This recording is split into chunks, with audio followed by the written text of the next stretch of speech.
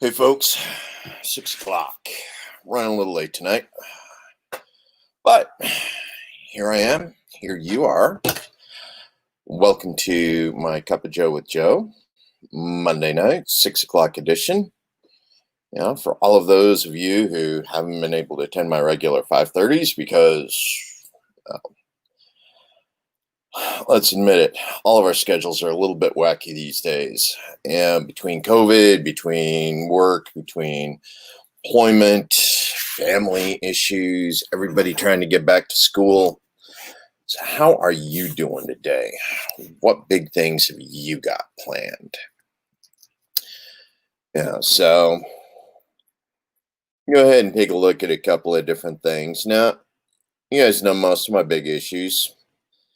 Bring our troops home. It's a big one. You know, thing I find funny are the number of people out there that, how many of you are single issue voters? It's one of the things that always sort of amazes me. We got people out there who are single issue voters. And the result, you end up with people willing to let bad things happen to other people because of the policies of the party that support your single issue. Okay, like one of those. Let's talk gun control. Okay, gun control. Now, I'm a Second Amendment fan, 100%. Everybody deserves guns. The only exception I might make is with violent felons on probation. Okay, if you're in prison, they don't let you have guns in prison, right? Let's not even bother with that one. But on probation, violent felons on probation.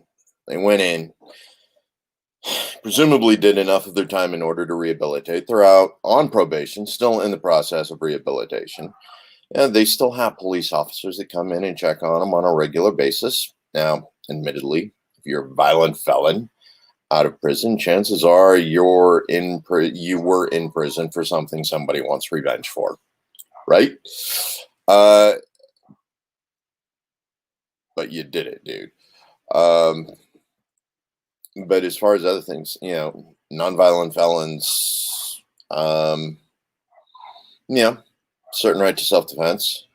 We know you're not going to go out looking to kill somebody with your newly acquired firearm. Victimless crimes, drug use. Friggin' flies.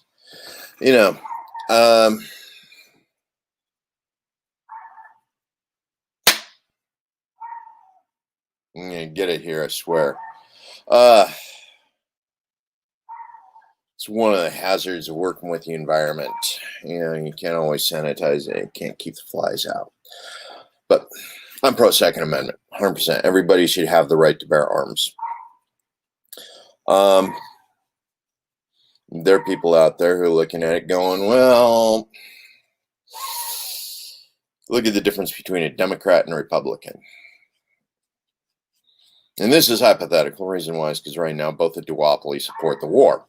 But if you had a choice between a candidate who said, no, we believe in gun control versus, hey, let's end the war and bring all of our troops home.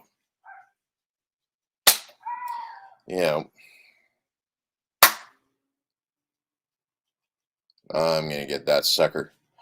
Okay. Be happy. You can have your guns or you can bring our troops home. Okay. How many of you are going to look at that candidate and say, nope, I'm going to keep voting for the guy who likes to drop bombs.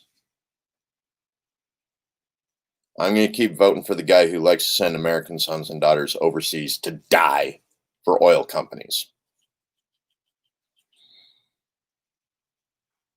Okay.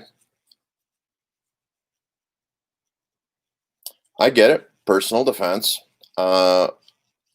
So why isn't anybody out there running who is pro Second Amendment? You get to keep your guns, and pro peace. Bring our troops home.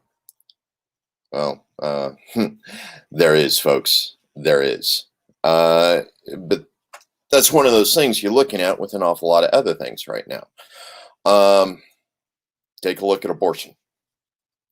Okay, there's an awful lot of people out there. There's single issue voters on the issue of women's reproductive rights.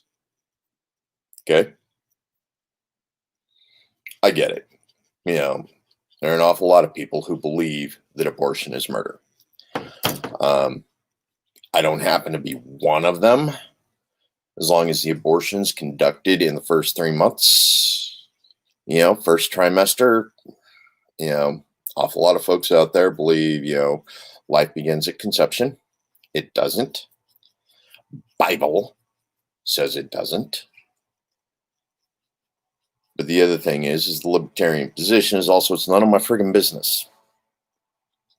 If you're actually honest about the abortion issue, most of the organizations in Washington, D.C. that fight abortion don't actually want to win. They don't. The money stops when they win that fight. It does. There's an awful lot of money in fighting abortion. A lot of it. And the people who are fighting it don't want to win it, because as soon as they win, that golden goose is cooked. There's a lot of money. You guys throw an awful lot of money at organizations who don't want to win that fight. Libertarians at least say get the government out of it. Done with it. Stop funding the organizations who fight for it. Women's reproductive rights, however they do it, they do it. Yet there are people right now that are willing to vote for a candidate who says they're not actually going to stop it, but they say they're going to stop it, who says they're going to stop legalized abortion in the United States, but they're perfectly willing to send that kid in 18 years off to die in some foreign shithole. That's not pro-life, folks. It really isn't. But that's where single issue voters are. Perfectly happy in 18 years sending those kids that were forced to be born today off to die in some foreign little shithole.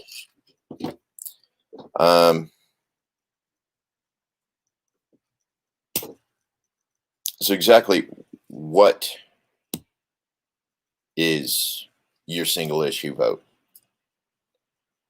What is it that guarantees you are going to vote, no matter how morally corrupt or bankrupt a candidate is?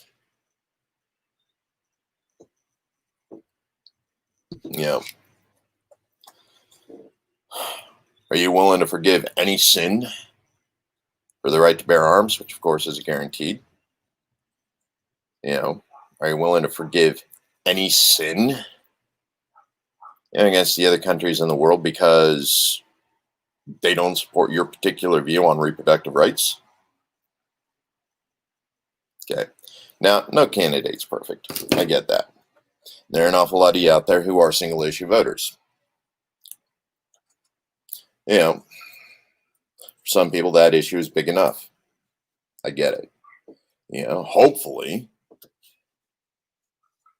your candidate's morals are consistent along those values with the rest of, but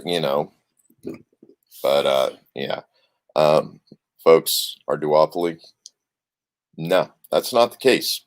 You know it. I know it. They are morally bankrupt. They will say anything to get elected. And then they will vote anything to keep the funding going for the next election. Take a look at some of the red versus blue races out there right now. Still bringing in tons of money. United States is broke right now. A third of America is out of work, unemployed. somehow the R&D candidates are still bringing in money. Okay, the people who have the money to continue to donate to Republicans and Democrats don't care that you're out of work right now.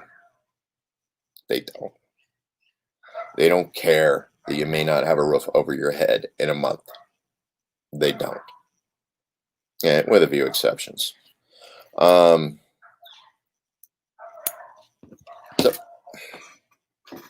single issue voters. That single issue is so important to you. Why don't you run? Why don't you run so that you can show your consistent moral values across the spectrum?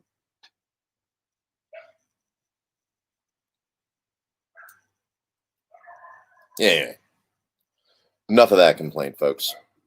10 minutes of me complaining about the fact that you won't run. Yeah.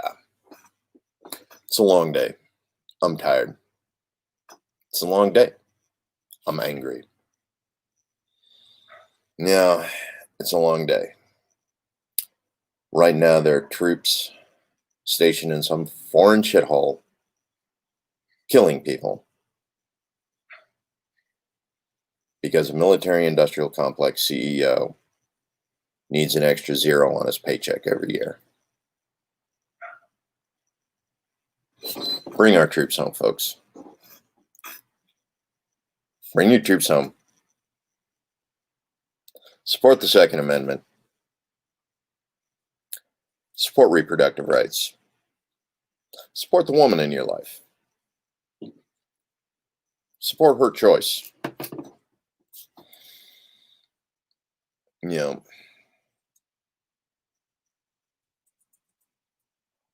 there's a woman who wants an abortion and she's not in your life. Dude, hate to tell you this, but she's going to get that abortion. Question is what are her chances of surviving said abortion? It goes up a lot more when it's safe and available. Keep government out of personal decisions, folks. It's what it's always been about. Remember, folks, government big enough to give you everything can take everything. Okay. Now, you guys are out there watching me. I know you are. I don't see any comments. Remember, like, share, comment. Let your neighbors know what's going on. Let them know what I think. Let them know what you think. Let's see if we can come together, find a consensus, find those areas where we can agree.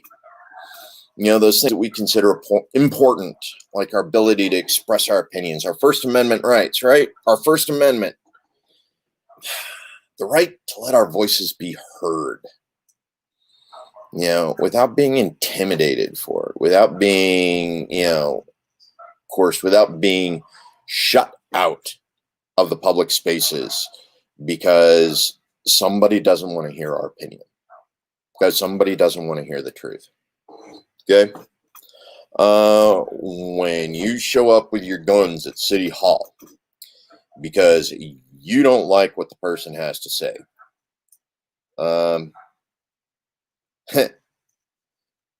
you sort of limited option, folks. That's limiting options a lot. If you're not willing to sit down and have a civil discourse on a topic that people feel is important enough to stand on the steps of City Hall and shout their concerns to the world.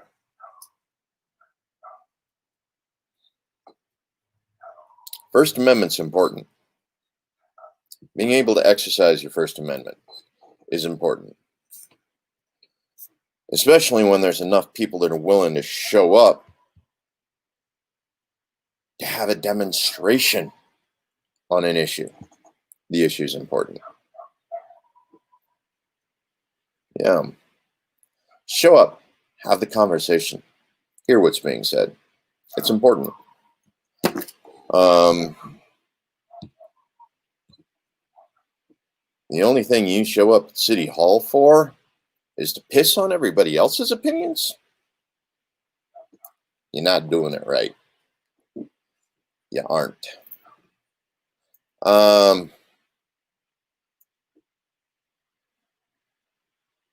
Anyway. Oh, so 6:30. Okay. 6:15. What are you guys doing? Talk to me. Think about it. 6:30. My normal conversation brokers are taking the evening off. You know, family issues, personal issues, those things that keep people away. Hey, Jason. Yeah, right. It applies to white, hetero, homosexual right wingers. You know this, especially in the state of Idaho. And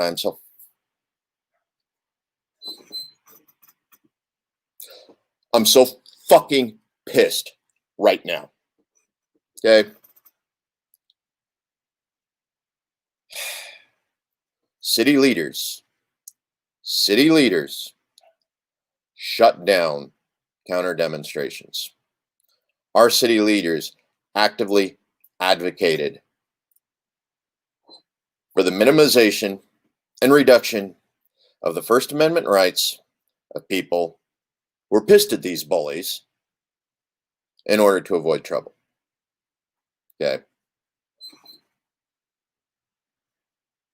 Lauren, City Hall, the rest of you, I gave you a certain amount of the benefit of the doubt. You know, you actively told residents of Boise to stand down in the face of this bullying bullshit.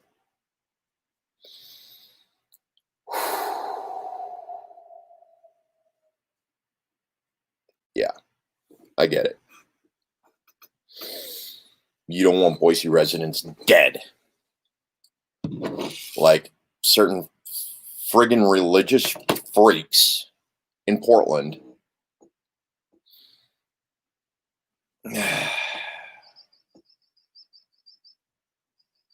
Yeah. No. Jason, I'm livid over that right now. I am really, truly, totally livid that they have beat our city leadership into submission. And they don't even have a decent opinion. They don't. They're just against whatever's being demonstrated.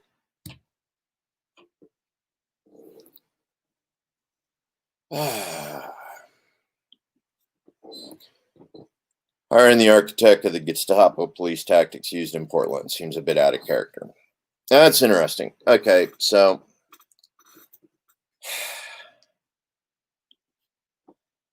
I've actually heard a couple different things about Chief Lee. You know, and his relationship to the training that went on with regards to the way Portland does business. And then one of the reasons Chief Lee was actually looking at coming to Idaho was an opportunity to teach something new, to do something in a different way than the way Portland had decided to do things.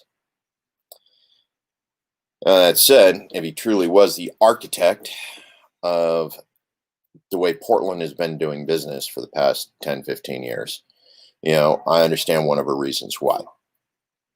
Because Boise wants to be the next big center. It wants to be the next location where global summits can come. You know, they want to be able to invite a G8, a G10, a G12. You know, they want to be able to hold these global summits with mass populations, and they want a police force that's used to working with summits, of this scale, especially,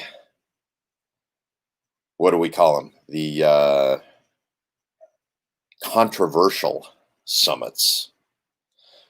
You know, now Portland and Seattle, when they bring in those controversial summits, those G8 and G20 and G12 and whatever else, you know, whenever they bring in those controversial summits, the organization that brings them in and sets them up actually steps back and goes, you know what? Here we go. We are going to pay the police union's insurance for wrongful imprisonment to go in and clean up all of the counter demonstrations. Okay, that I get, except for the fact it turns public servants into a private security force for controversial organizations that already support human rights violations around the world. I get it, but it's not consistent with the values she preached in order to get elected. It's not. So on that front, you're right. I do wonder why she took that particular approach and why she went outside of Boise looking for law enforcement experience with that particular kind of controversial. Now Lee's done some good things as far as making arrangements when he can. When he's known about demonstrations ahead of time and their potential for danger, particularly at City Hall. He's been consistent. He's been Johnny on the spot, and he's created the barriers in order to separate the groups so that the groups can both have their free speech space, their free speech zone, without endangering the lives in the other groups. Now, of course, that's only in areas where he can actually influence it, like City Hall. You don't see barriers going up on the steps of the Capitol in order to maintain distances between the two. Again, that's one of the things why I'm particularly livid about this last weekend. We knew there was going to be a Trump rally that was running around downtown. There was a women's march. Admittedly, it was impromptu. It showed up without much in the way of leadership. It sort of magically appeared.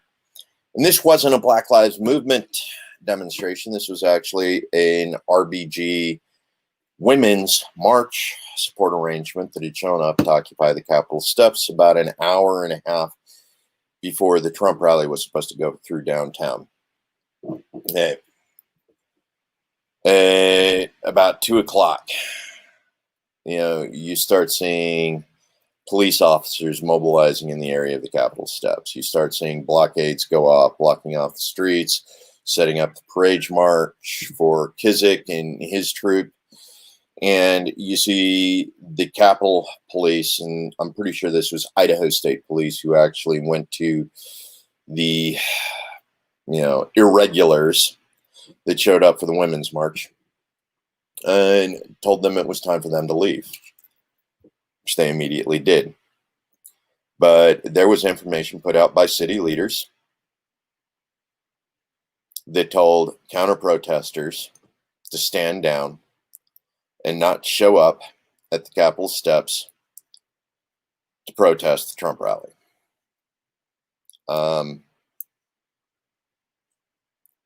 And if you're going to let them protest every other event,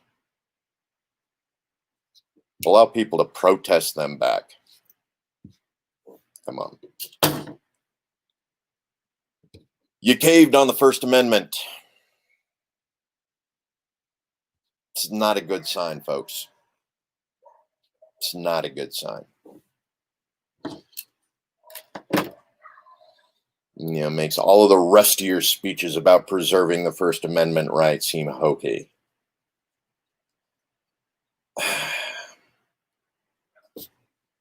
Yeah. Well, they know where I stand on that particular shenanigans from Saturday. It was straight up shenanigans. It was straight up BS. The police should have been out there maintaining the peace between the counter demonstrators and the Trump rally. They shouldn't have been out there telling the counter demonstrators to go home. That's all right. Kizik's going to take his crew, take him back to Portland, and somebody in Portland will do what? Yeah.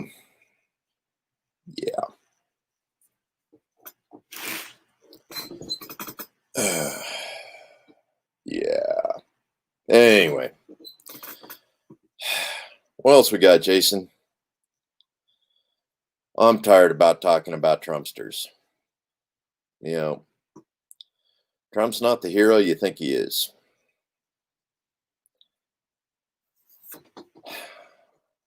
I'm tired of watching people defend him while he continues to get rich by sending American sons and daughters to get dead overseas.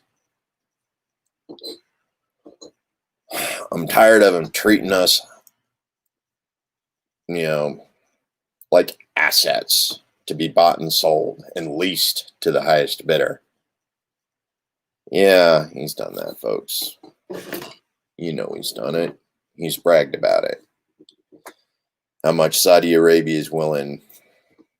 Oh, right. The JFK Jr. no-show. Whew. Okay. For those of you who didn't know, there is a conspiracy theory out there. The JFK Jr. is not dead. Okay. Somehow JFK Jr. was supposed to show up this last weekend and say, yes, the deep state is alive and well, and I'm here to prove it. And, he was supposed to endorse somebody or other in order to squash the deep state. Prove. Okay. But this was QAnon. Okay. QAnon, he's another individual I don't believe in, because he's done nothing but sheepdog for the deep state. Yes, I'm calling him out. QAnon has been sheepdogging for the deep state for the past 4 frigging years. Claiming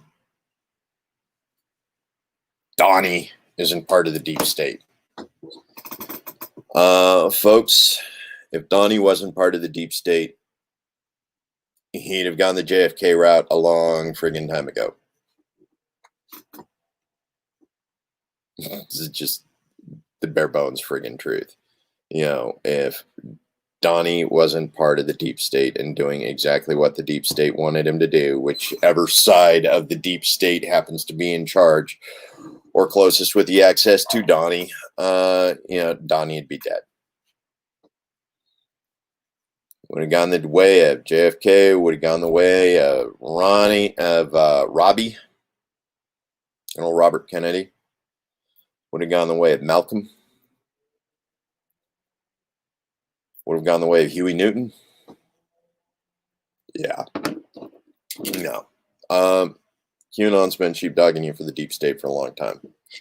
If you actually gave a damn about the deep state, you wouldn't be re-electing somebody who was endorsed by either of the 2 major parties. Over 100 years, 2 parties right now. Ever since, the Republicans beat out, the Whigs or whoever it was, when we elected Abraham Lincoln. Yes, that colonizer. When we elected Abraham Lincoln. That duopoly has been in charge ever since. Times are changing, folks. The duopoly lost control of their shell game. They did. It's in bad shape right now.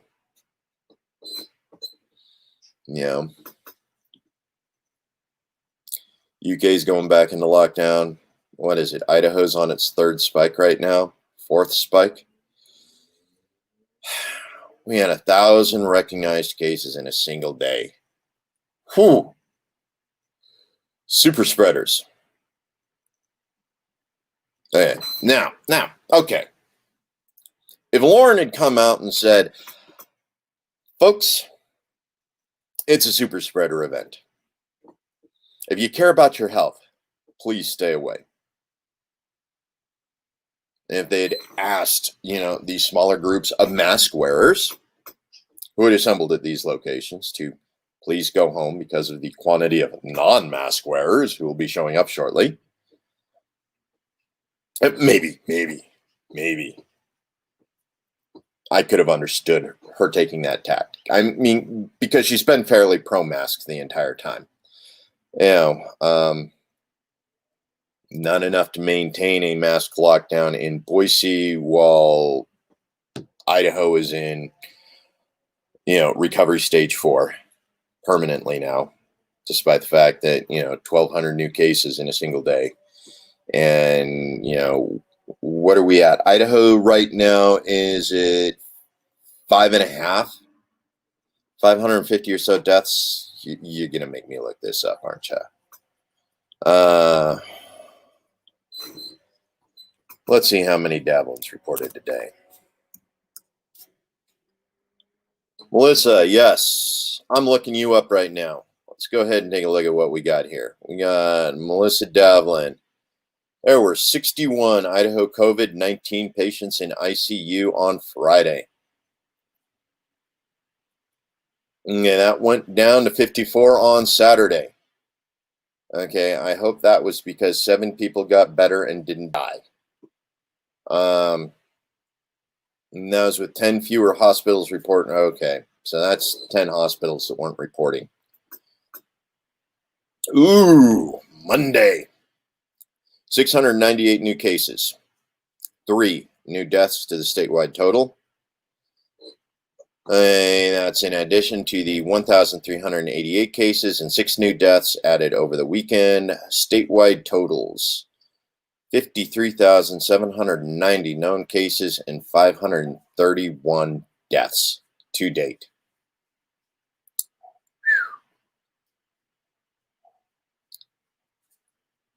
And what's the suicide rate in the state of Idaho? How many people are killing themselves? You got people dying faster because of suicide or coronavirus right now. Yeah.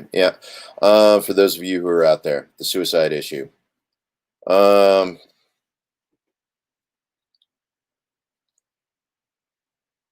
that's an interesting thing because right now, you got an awful lot of people on both sides of the fence right now that don't like Little. A lot of Republicans who don't like him, a lot of Democrats who don't like him. You got an awful lot of people Republicans and Democrats who have decided they don't like Lauren McLean. Okay, we have a lot of leadership in the state right now who just aren't liked. Now it's funny because when the left, okay, we know that's the Idaho left isn't real left. You and I know that. The not real left. When the not real left, complains about something Little does, the right goes, but Little did the right thing on that. And then our right starts complaining about something Little did. And the not real left starts complaining, no, but Little did the good thing on that. So it's literally everybody hates him, but for different reasons. And I really do feel sorry for the man. He got hit, with a good old 1-2 punch and unfortunately trying to continue to endorse Donnie, support Donnie and Donnie's wackadoodle conspiracy theory BS that web designers went out of their way to lie about the best ways forward in order to massage egos and make the president infallible. Yes. U.S. government changed websites so that Donnie's lies wouldn't sound like lies. We need to admit that happened. And everybody who backed Donnie and Donnie's lies, is paying for it now. Reason why is because we responded in all the wrong ways because we did what we were told to do and not what we should have done.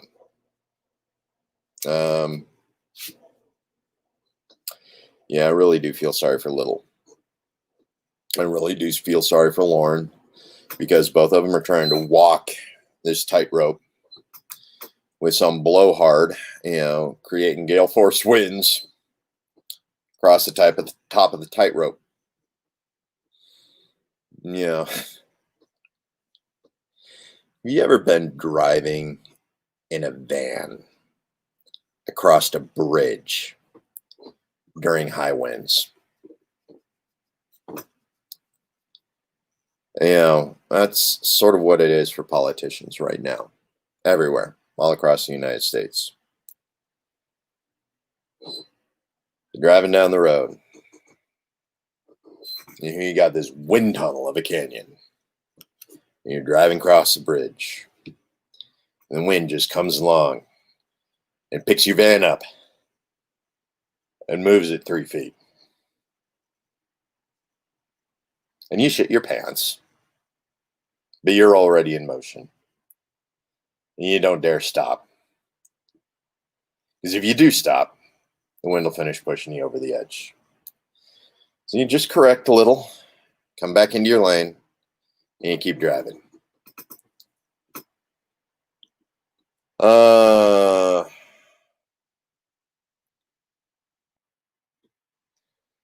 Lower than 2018, but on par with 2019. As 2018 was a rough year for suicides in the state of Idaho.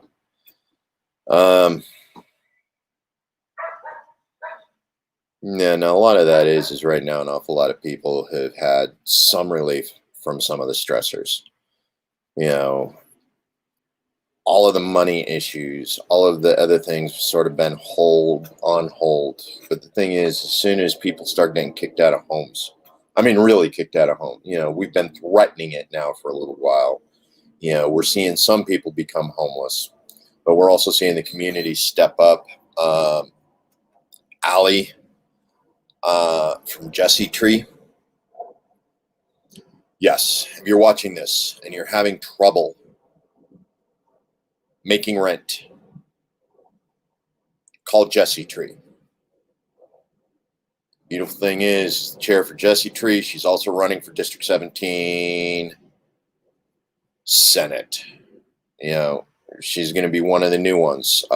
She's running for the same district, John Gannon, Sue Chu. She's actually stepping up. She's been asked to run. She's running. But she runs Jesse Tree, and she's been one of the primary leaders in making sure that most of the Treasure Valley stays in their homes throughout the pandemic. Family support, financial support. And Jesse Tree is a nonprofit organization, is a non-government organization.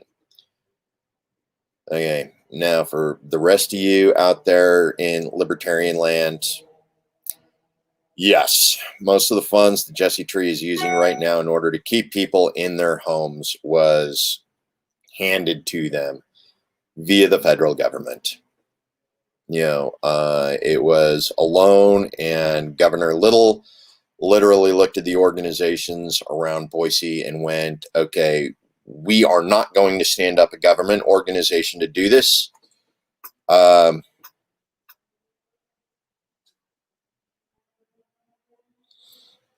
going to get to that one here in a moment, Jason. That one's a good topic. But Governor Little looked around and said, we do not want to create a government organization to handle this temporary crisis. So what nonprofit organizations are actually in the best situation to take advantage of these resources and make sure that people in the Treasure Valley and in Idaho stay in their homes? And Governor Little looked at Allie and Jesse Tree and said, you're it. You are my temporary solution to our current problem set. And gave her a lot of money in order to make it happen. Community could have stepped up, nonprofit, but that's the way it happened. More power to Allie. Her organization's under an awful lot of stress right now in order to make things happen like that. So, Jason, let's go ahead and talk about this West Ada. Okay, this is a sick-out strike. Hey, we have teachers. Now, the irony is the Idaho Teachers Union, which is a public union, much like the police union being a public union, and the firemen's union. Now, this is funny because in an anti-union state, which is ironic, considering, we do have some strong radicalized union roots in the state of Idaho from way, way back in the day, Eugene Debs era. They got flipped. What was it? was the year I turned 20. 1988. We passed legislation making Idaho a right to work state back in like 86, 88, somewhere around there. Okay. That right to work basically killed unions in the state of Idaho. We are an anti-union state, non-union friendly state.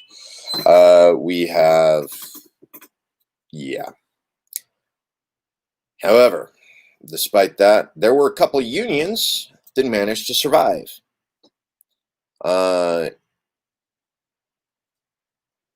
With their strength intact. Every one of those happened to be public unions. The teachers union, the police union, the government employees union. Yes. How ironic is that? Our state employee union managed to survive right to work legislation in the state of Idaho. Yeah. Irony at its best. Anyway, West Ada. So right now, West Ada, the teachers union for West Ada is currently doing a sick-out strike. They've called up a lot of their teachers. And while some of the teachers are members of the union and they do continue to, and they will go in and they will educate most of the schools because of the numbers that have been calling out sick. So the question is substitute teachers. Are there enough substitute teachers in order to take over for West Ada? And you actually raised an interesting point earlier today. Free enrollment in the state of Idaho.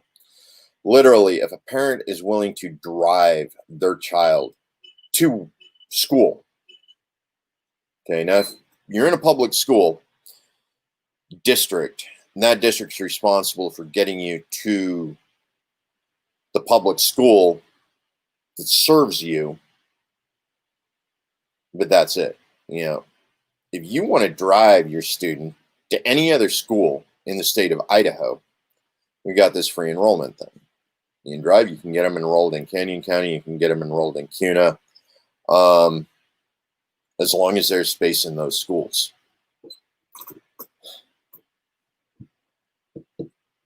That's going to be real interesting come school funding time on January 1st.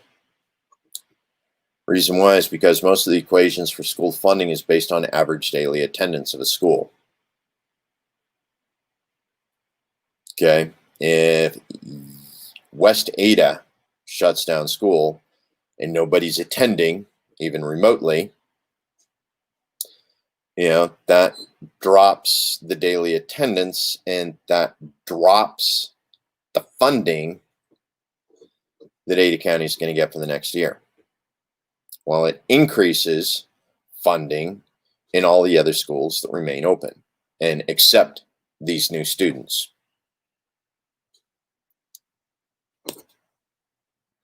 We got some schools out there that aren't in a situation where they can actually accept new students. We've already hit the limit in an awful lot of places. We already have outbuildings in an awful lot of schools because there simply aren't enough classrooms for all of the students to attend, in the school as it was built. And that's all through the Treasure Valley. That's just how fast people are moving in, how fast we're building new schools. Kuna, don't you guys have 2 high schools now because of everybody who's moved in out there and how low the housing prices were until recently? I honestly think Kuna is to the point right now where Kuna School District qualifies, and Kuna School District is different than Ada County or West Ada, which is different. It's going to be interesting to see whether or not the teachers union is able to survive, this particular bid for teacher safety and security in light of how fast the spread is. Okay. Now, disease and contagion. Yeah. With only 3 cases in the entire school district, that's not going to last. That's not going to last, Jason. You know it. I know it. Those 3 cases aren't going to last. A lot of that is because a lot of the CUNA people have been smart and avoided, Idaho's super spreader events, for the most part, especially if they got kids. CUNA is still pretty rural out there. You still got an awful lot of farm kids out there. Awful lot of farm kids. You got more subdivisions than you used to, but like you said, enough, 2 full high schools. I remember when Meridian High School was the only high school for West Ada. And I remember when we were talking about, the involvement in just adding a second school to the Meridian School District number 2 before it got so big, they were actually able to call it West Ada.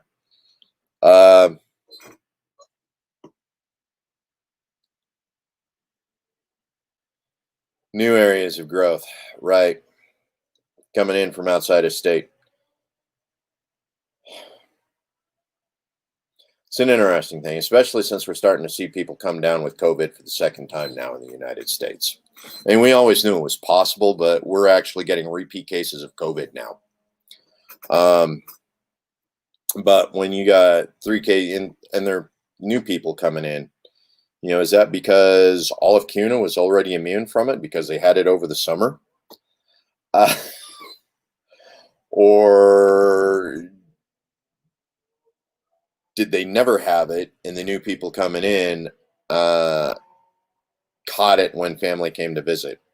Because we know that's been the big problem with COVID in the state of Idaho. It's been visitors that are bringing it. Our community spread, and a lot of the reason why we've been fortunate with keeping the community spread down was because we shut down schools back in March.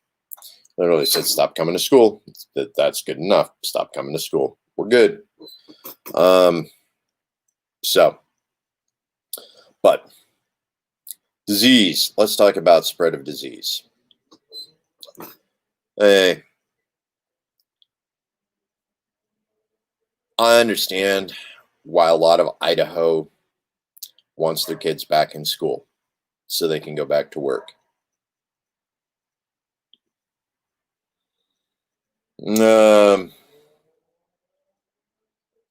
that was the thing. Back in December, I got sicker than a dog. I did. Yeah, I spent 2 days sweating out whatever it was. It was causing me problems. Total waste of a weekend. Could have been doing so many other things that weekend.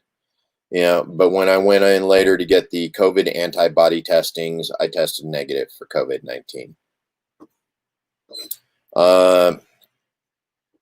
Tommy did that. Remember when he did the antibody testing? Yeah. So I'm not sure how many of those from the December, February were actual COVID, especially considering we didn't have a high spike of deaths, related to it. Now, that said, Idaho, for whatever reason, if you believe the blood type about, blood type O positive being more resistant, or just blood type O being more resistant to the COVID-19 and similar things, believe it or not, blood type O is also resistant to malaria as well. Which is probably good. Otherwise, I probably would have had it in Afghanistan. Being able to reduce the effects of it, Idaho has a high population, or high percentage of the population that are O.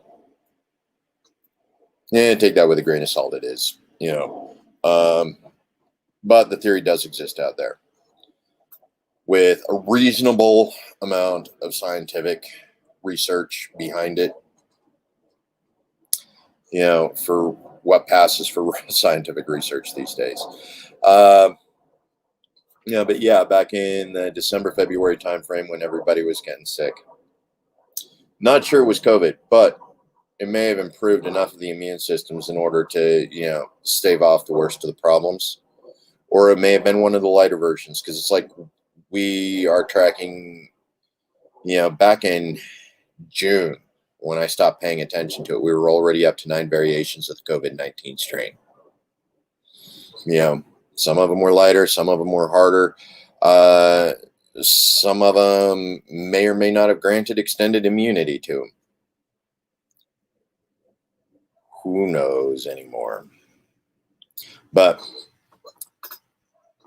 the petri dish of Idaho schools, sending everybody back to school so they can sit next to each other for an hour at a time in, what is arguably the least clean environment anywhere in the United States, a public high school with teenagers running amok in the halls, touching each other, contacting, bumping into each other, touching the same water fountain, passing notes in class. Dude, okay. I get it. We're frustrated. The lockdowns are bad. But if you're sending your kid to school, I can almost guarantee they're going to be coming home sick. And it doesn't matter what they come home sick with. It could be COVID. It could be the flu. It could be the common cold. They're going to come home sick. That's what we do. First week of school, every year, everybody comes home sick. Everybody in the house gets sick for the next 2 weeks. Sort of a rotating thing. Everybody gets sick. There is no super spreader event quite like opening day at school. There isn't. So I completely understand why West Ada, which is already overburdened, every one of their high schools is at 120% occupancy. We haven't been building the schools fast enough for the growth here in the Treasure Valley. We haven't. 110 to 120% occupancy for all of our high schools. And for some reason, open enrollment, go for it. If you want to drive to Canyon County, if you want to drive your kid over to Elmore, finish filling in some of those empty spots in some of those smaller school districts,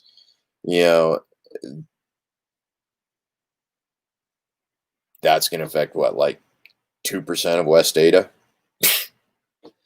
Before those schools are maxed out with West Ada students, attending an alternative education. Yeah.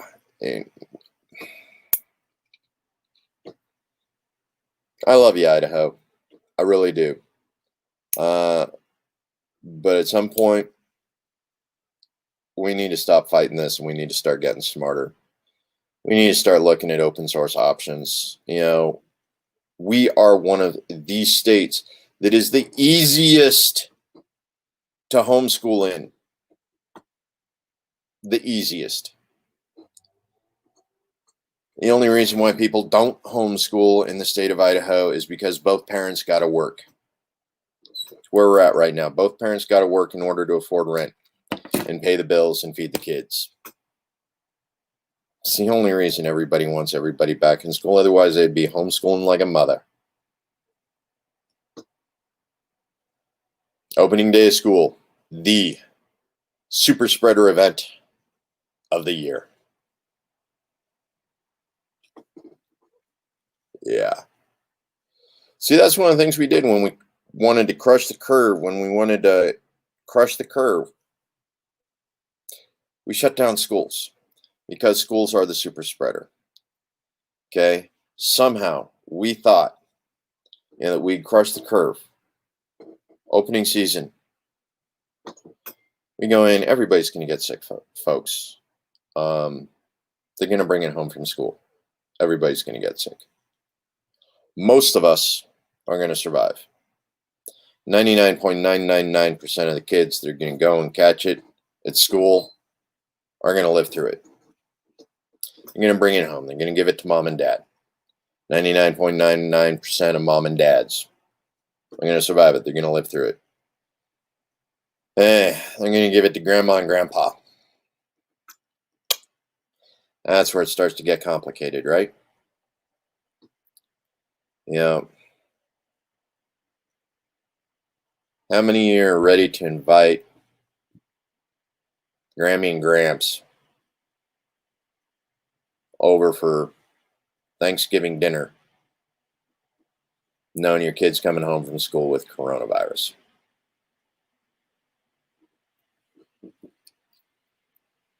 How far are we into this right now? 19 days into October. We haven't gone to full schedules yet. West 8 is doing the sick out. 2 weeks after opening of school, last week of March. And 2 weeks after that, we hit 1,000 in a day. 1,000 new cases in a day.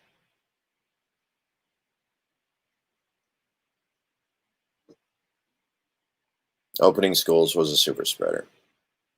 We knew it was going to happen, or somebody should have known it was going to happen. You know, how are we doing on ICU beds? And we have 300. Melissa was nice enough to tell us that only 61 of them are occupied right now, or were as of Friday. So, we still got another 200 beds, give or take, across the state of Idaho. Most of them at the St. Luke's facilities and the St. Al's facilities. Yeah.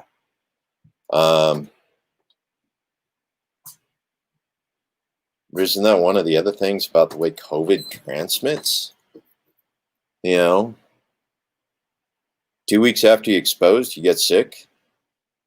2 weeks after you get sick, you're actually in ICU with a friggin' ventilator shoved down your throat. So we haven't even seen the spike in the hospital visits yet. It's the number of people who are going in and getting testing going, yep, I got a fever and I got COVID. Go back home. Yeah. Okay. It's been fun talking to you, Jason. Love you. Everybody else who's out there in observer land listening to me ramble about random stuff, especially with regards to COVID. My personal opinion, COVID, West Ada School District, start finding alternatives. Somebody in the house is going to have to start homeschooling full time. Somebody's going to have to go to work full time. And both of you are going to need to call Jesse Tree. Yeah, keep the landlord off of your back until things settle down. Yeah.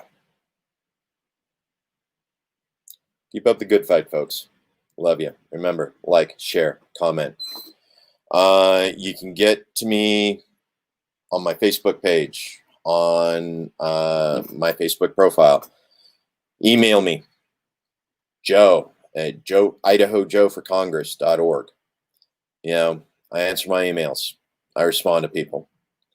Yeah, I got a couple things. Yeah, maybe I'm left of center. Some of you know I'm left of center. But unless we fix government, it doesn't matter whether you're left or right of center. They're going to keep screwing us. Smaller government, man. Whether you're left or right, things don't get fixed until you reduce the bureaucracy. Remember, family, friends, community. Together, we can make it all happen. Love you guys.